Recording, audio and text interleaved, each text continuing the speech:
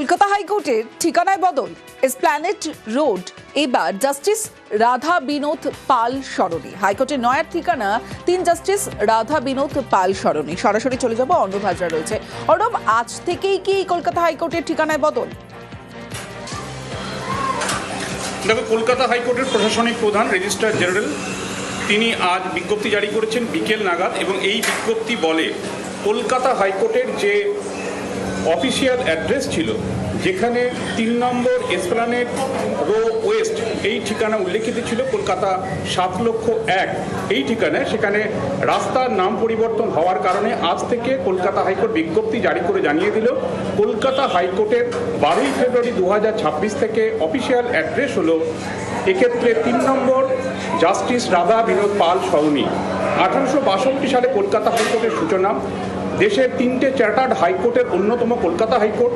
সেই কলকাতা হাইকোর্টে রাজ্য সরকারের সিদ্ধান্ত ছিল, যা কলকাতা পুরসভার মাধ্যমে এসপ্ল্যানেড রো ওয়েস্ট তার নাম পরিবর্তন হয়, সেই নাম পরিবর্তনকে মর্যাদা দিই, সেটাকে মান্যতা দিই। এবার কলকাতা হাইকোর্টে বিজ্ঞপ্তি জারি করে সরাসরি বা অফিসিয়ালি অ্যাড্রেস বা ঠিকানা পরিষ্কার করে দেওয়া হলো যে এখন থেকে কলকাতা হাইকোর্টের ঠিকানায় আর এসপ্ল্যানেড ওয়েস্ট রো লেখা হবে না, সেক্ষেত্রে থাকবে বিচারপতি রাধা বিনোদ পাল সরণির নাম। বেশ অর্ণব।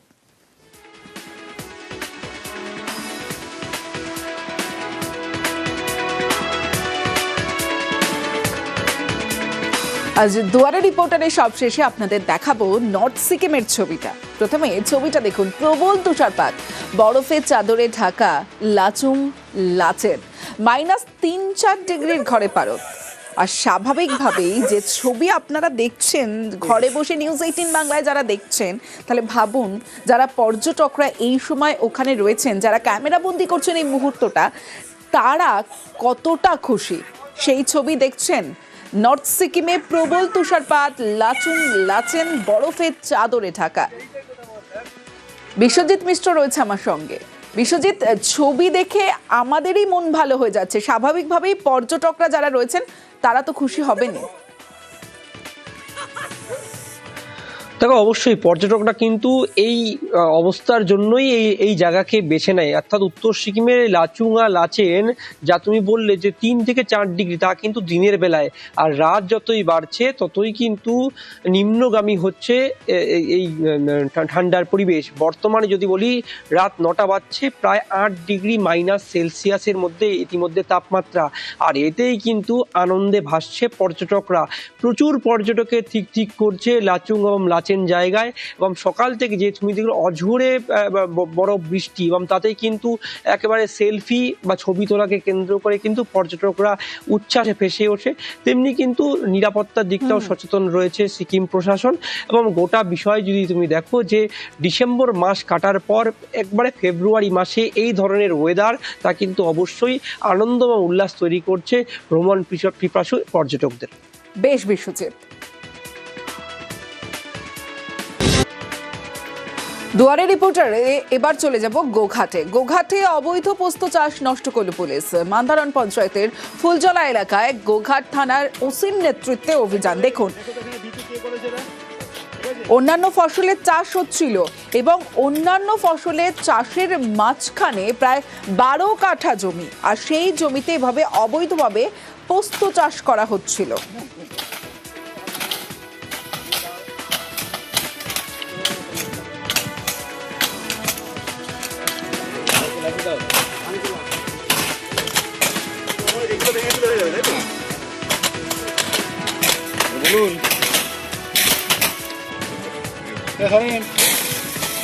যে ছবি দেখছেন গোঘাটের ছবি, যেখানে অবৈধ পোস্ত চাষ নষ্ট করল পুলিশ। মান্দারণ পঞ্চায়েতের ফুলজলা এলাকায় গোঘাট থানার ওসির নেতৃত্বে এই অভিযান।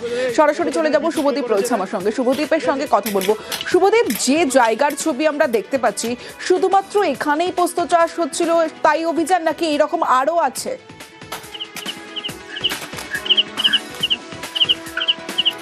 দেখো, সোর্স মারফত গোঘাট থানার পুলিশের কাছে খবর আসে কেবলমাত্র মান্দারণ পঞ্চায়েত এলাকার ওই যে ফুলজলা এলাকা রয়েছে, এর আগেও নাকি ওই এলাকায় পোস্ত চাষের অভিযোগ ছিল। ফলে পুলিশের একটা নজরদারি ছিলই। তাই পুলিশ খবর পায় যে সেখানে অবৈধভাবে পোস্ত চাষ করা হয়েছে। বিভিন্ন জমিতে অন্যান্য ফসল যেমন ধান, এই আলু, সর্ষে ইত্যাদি চাষের সঙ্গেই কিন্তু কিছু কিছু জমিতে পোস্ত লাগানো হয়েছে।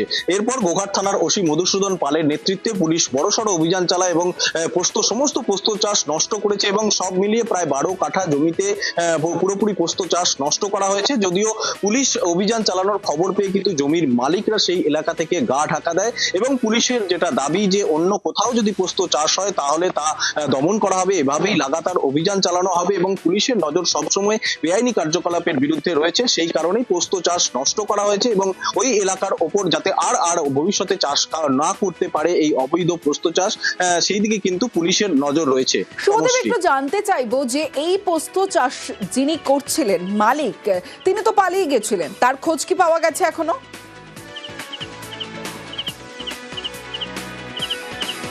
দেখো, যেহেতু লোকালয় থেকে অনেকটা দূরে মাঠে এই পোস্ত চাষ করা হয়েছিল, ফলে পুলিশ যখন ওই মাঠে অভিযান চালায় তা হয়তো সকলেই একটা জানতে পেরে যান যে পুলিশের অভিযান শুরু হয়েছে। সেই কারণেই কিন্তু জমির মালিকরা পালিয়ে যায়। কারণ এখানে একটা মালিক ছিল না তো অবশ্যই, কারণ বিভিন্ন জমি আছে, তাদের বিভিন্ন মালিকানার জমি, তারা একটু একটু ফসল যেমন চাষ করেছেন তার মাঝে মাঝেই কিন্তু পোস্ত চাষ করে রেখেছিলেন। সেই কারণে পুলিশ আসার খবর পেয়েই কিন্তু তারা গ্রাম থেকে পালিয়ে যান। ফলে পুলিশ এই ঘটনায় কাউকে এখনো পর্যন্ত গ্রেপ্তার করতে পারেনি। তবে পুলিশ সূত্রে যেটা খবর পাওয়া গেছে, জমির মালিক যারা রয়েছেন তাদের ধরে ধরে থানায় ডাকা হতে পারে। কেন তারা পোস্ত চাষ করেছিলেন, কি কারণে করেছিলেন, কোনো নেশাজাত দ্রব্য তৈরি করার জন্য কোনো পাচার চক্র এর মধ্যে জড়িয়ে রয়েছে কিনা, সবকিছুই কিন্তু পুলিশ নজর রাখছে এবং এ নিয়ে কিন্তু তদন্ত শুরু করেছে গোঘাট থানার পুলিশ। বেশ, শুভদীপ।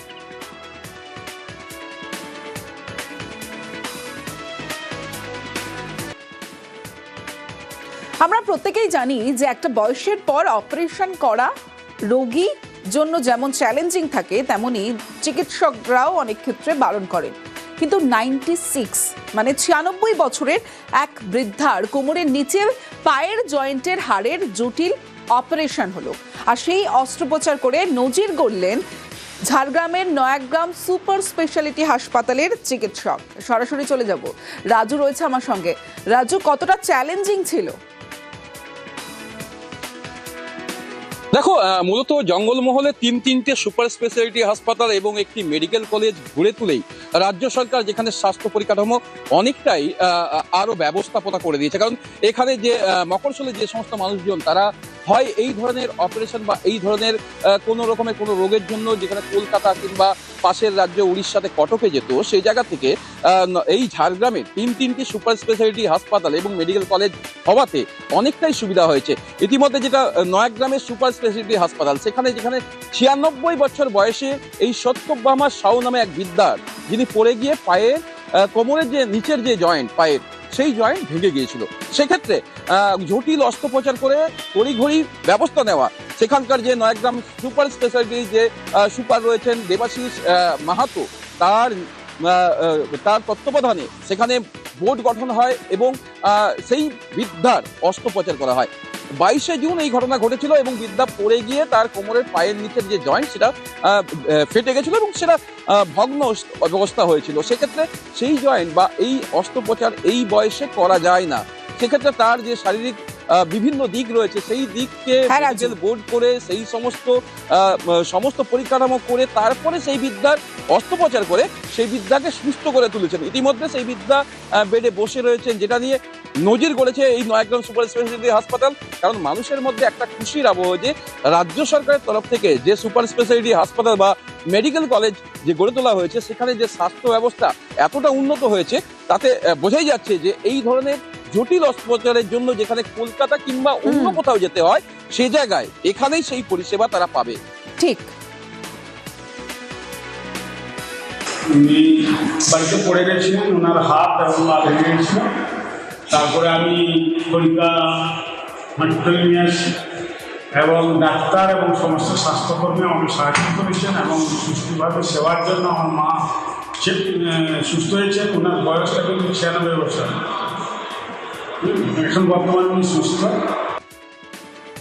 লিগেল তো যেভাবে বলা যায় না, বয়সটা তো বড়, অনেক রিস্ক নিয়ে করতে হয়েছে, এটাই বড় ব্যাপার। ওল্ড ফ্র্যাকচারও ছিল, বহুদিন আগে ভেঙেছে, কাজের দিক থেকে অনেকটা কঠিন ছিল, টাইমও লাগছিল। ঢুকতে থাকা কোচবিহার ক্যান্সার হাসপাতালে পুনরুজ্জীবনের উদ্যোগ এবার এগিয়ে এলো বেসরকারি সংস্থা। 8ই মার্চ বিশ্ব মহিলা দিবসে নতুন করে হাসপাতালের পরিষেবা চালু হবে। কি পরিষেবাতে কি ব্যবস্থা থাকছে এবং কত দিনের জন্য এই বেসরকারি সংস্থা এই যে উদ্যোগ নিল, এগিয়ে এলো বেসরকারি সংস্থা, জানবো। শুভঙ্কর সাহা রয়েছে আমার সঙ্গে। শুভঙ্কর,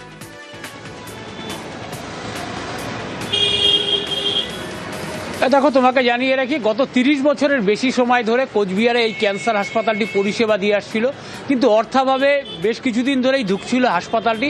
ফলে এই যে কোচবিহার, আলিপুরদুয়ার সহ নিম্ন আসামের বাসিন্দারা ক্যান্সার চিকিৎসার জন্য তাদের কলকাতা ছুটতে হতো। দীর্ঘদিন ধরে এই অবস্থা চলতে থাকার পর অবশেষে মুম্বাইয়ের এক বেসরকারি সংস্থা এগিয়ে এসছে। তারা এই যে কোচবিহার ক্যান্সার হাসপাতাল আছে সেই হাসপাতালের পরিকাঠামো উন্নয়নে উদ্যোগী হয়েছে এবং আগামী 8ই মার্চ বিশ্ব মহিলা দিবস, সেই দিনই কিন্তু তাদের এই নতুন পরিষেবা শুরু হবে। ফলে ক্যান্সার চিকিৎসার যেসব অত্যাধুনিক পরিষেবা আছে সেই পরিষেবাগুলো কিন্তু এখন থেকেই কোচবিহার ক্যান্সার সেন্টারেই মিলবে, এমনটাই জানানো হয়েছে ওই কর্তৃপক্ষের তরফে। তমশ্রী। বেশ শুভঙ্কর, যেহেতু ওটা পৌরসভার জমি, পৌরসভার একটা নো অবজেকশনের প্রয়োজন ছিল। সংস্কার করা, রিকনস্ট্রাকশন, এস্টাবলিশমেন্ট, বিউটিফিকেশন ইত্যাদিকে কেন্দ্র করে নো অবজেকশনের প্রয়োজন ছিল। আমরা সেটা গত বোর্ড মিটিংয়ে নো অবজেকশনটা আমরা দিয়েছি। এই সেন্টারটা যাতে ভালোভাবে পরিচালিত হয় তার জন্য সব ধরনের ব্যবস্থা হবে। আপনারা ইতিমধ্যে শুনতে পেয়েছেন, সংযোগ রক্ষা করে সমস্ত কার্য পরিচালিত হবে এবং ট্রাস্টের যে বোর্ড আছে তারা এটার নাম পরিবর্তন করে সমগ্র মেমোরিয়াল রিজিওনাল ক্যান্সার সেন্টার করেছেন।